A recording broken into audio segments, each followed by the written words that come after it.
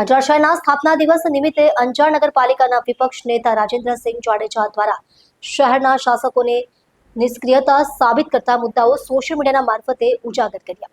જય ભારત સાથે જણાવવાનું કે અંજાર શહેરનો આજે સ્થાપના દિવસ છે, જે નિમિત્તે સર્વે અંજારવાસીઓને ખૂબ ખૂબ શુભકામના સાથે ખૂબ જ અફસોસ સાથે જણાવવાનું કે અંજાર શહેરમાં સ્થાપના દિવસ દર વર્ષે આવે છે અને જાય છે, જેમાં ફક્ત અને ફક્ત તાઇફા કરવામાં આવે છે.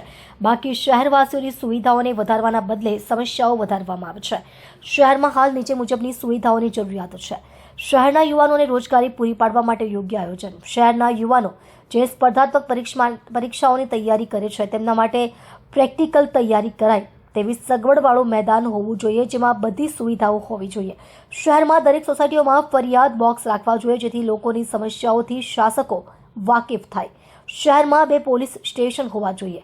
શહેરનો વિસ્તાર વધવો જોઈએ. શહેરમાં સિટી રાઇડ બસ સેવા શરૂ થવી જોઈએ. શહેરમાં આવેલ સાર્વજનિક સ્મશાન વ્યવસ્થિત હોવા જ જોઈએ. નગરપાલિકાની આવકના સ્ત્રોત શહેરવાસીઓ પર બોજો નાખ્યા સિવાય વધારવા જોઈએ.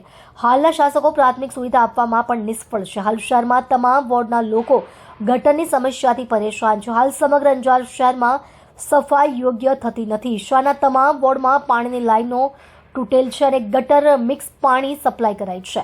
શહેરમાં આવેલ સાર્વજનિક જગ્યા જેવી કે બગીચો, સ્ટેડિયમ, બસ સ્ટેન્ડ, સવાસર તળાવ, હિન્દુ સ્મશાન વગેરેની જાળવણી યોગ્ય થતી નથી. નગરપાલિકાના કામો ખૂબ જ નબળી ગુણવત્તાના થાય છે. ભ્રષ્ટાચારી અધિકારીઓ ઉપર કોઈ જાતની રોક નથી.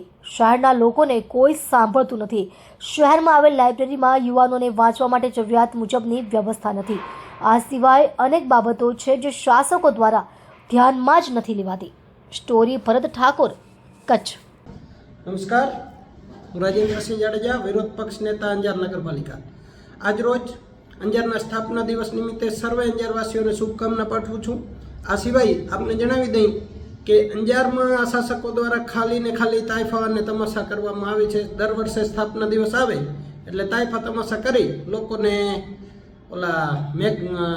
મીઠાઈઓના ખોટા બિલ પાસ કરાવીને સ્થાપના દિવસની ઉજવણી કરી અને બાકી બધું ભૂલી જવામાં આવે છે.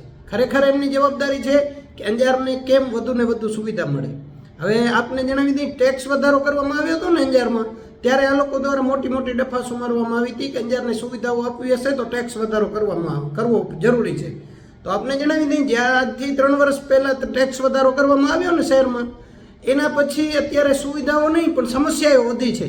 એ અંજારવાસીઓ સૌ આપ જાણો છો કે હાલ અંજારમાં સુવિધાઓ નથી વધી, સમસ્યાઓ વધી છે. અંજારમાં એવી અનેક સમસ્યાઓ છે, જેમ કે અત્યારે તમે એમ સમજી લ્યો, ગાંધીધામ નગરપાલિકામાં મને ઘણા એના વોટ્સઅપ આવે છે. ગાંધીધામ નગરપાલિકામાં જે પાણી ઢોરે ને એને 10,000 ને 15,000ના દંડ આપવામાં આવ્યા છે. એવું અંજારમાં પણ ચાલુ કરાવો. આપને જણાવી દઈએ, અંજાર નગરપાલિકા ખુદ અંજારમાં પાણી ઢોરે છે. અંજાર નગરપાલિકામાં કોઈ એવો વોર્ડ બાકી નથી જ્યાં પાણીની લાઈનો તૂટેલ ન હોય. અંજાર નગરપાલિકા લાઈનથી પાણી કોઈને પૂરું નથી પાડી શકતી, જેથી ટેન્કર મારફતે પહોંચાડવામાં આવે છે. અંજાર નગરપાલિકામાં 5 ટેન્કર છે, 5ના ટાંકા તૂટલ છે. આ અમારા દ્વારા ચીફ ઓફિસરશ્રીને રજૂઆત કરાઈ છે કે ભાઈ તમે પાણી ઢોરો છો, તમને કોણ દંડ આપશે?